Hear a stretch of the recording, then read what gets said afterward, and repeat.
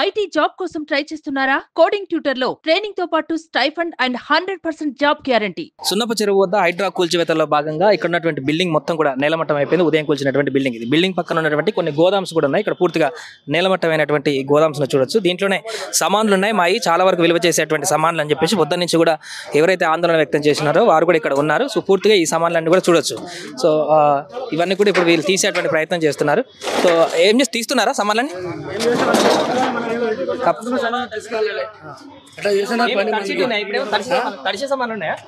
Chemical మొత్తం ఖరాబ్ అయితే మొత్తం ఏ పని ఉంటే మిగిలితే ఏమన్నా ఉంటే చూస్తాం మనం అంతే. ఈ డబ్బాలన్నీ ఏంటి?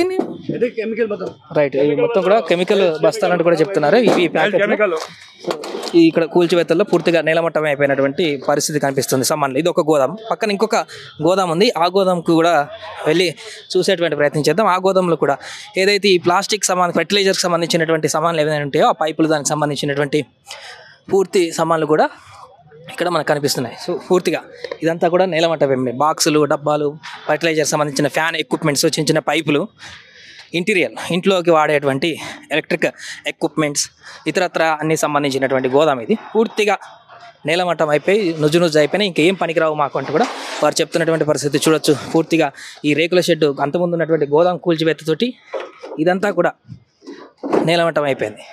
ఈ బాక్సులలో మనకు కనిపిస్తున్నాయి కదా పైపులు, ఫర్టిలైజర్, అది మనకు బాత్రూమ్స్లలో కానీ ఇతరత్ర ఎక్కడ వ్యవసాయ పనిముట్లకు సంబంధించిన కానీ మొత్తం పైప్ ఎక్విప్మెంట్కి సంబంధించినటువంటి గోదాం ఇదంతా కూడా. సో ఇదంతా కూల్చివేతతోటి ఇవన్నీ కూడా నేలమట్టం అయిపోయి ఇంకా పనికి రాకుండా అయిపోయినట్టు కూడా వారు తీవ్ర ఆందోళన వ్యక్తం చేస్తున్నారు. ఉదయం ఒక గంట సమయం ఇచ్చినా కూడా వీటన్నింటి మీద ఒక లారీలో లోడ్ చేసుకుని వెళ్ళిపోయే వాళ్ళం కదా అనేటువంటి ఒక ఆందోళన అయితే వాళ్ళు వ్యక్తం చేశారు. కన్నీళ్ళు కూడా పెట్టుకున్నారు.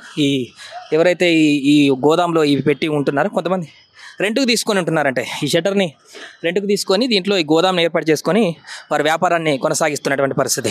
ఇలా చెప్పబెట్టకుండా ఎలా వచ్చి కూల్చేస్తారు, ఒక్క గంట మాకు చెప్పినా కూడా మేము ఖాళీ చేసేవాళ్ళం కదా అనేటువంటి ఒక ఆందోళన అయితే వాళ్ళు వ్యక్తం చేస్తారు. ఏదేమైనా కూడా పూర్తిగా హైడ్రా సున్నపు చెరువు వద్ద ఉదయం మొదలుపెట్టినటువంటి కూల్చివేత ప్రక్రియ ఒక సైడ్ పూర్తి అయిపోయింది.